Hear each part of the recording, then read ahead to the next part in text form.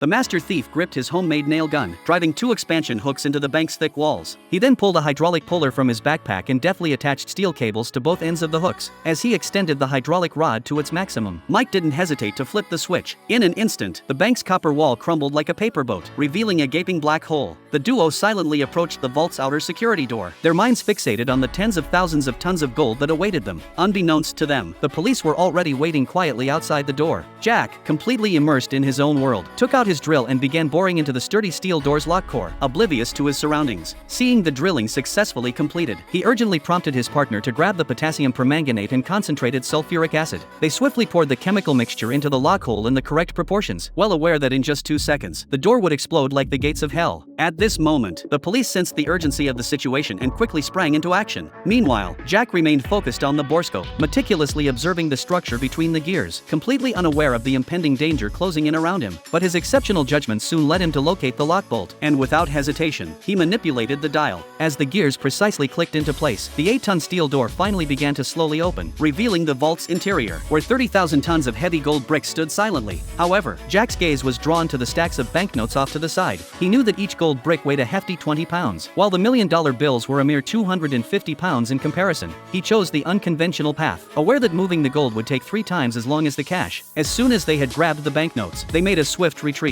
At the same time, the police realized they had headed in the wrong direction and frantically rushed out the door. By the time the police finally realized that the bank was the true target, the criminals had long since vanished without a trace. What the authorities hadn't anticipated was that a mere 2 days later, Jack would dare to orchestrate another audacious heist, this time planning to steal the 30,000 tons of gleaming gold.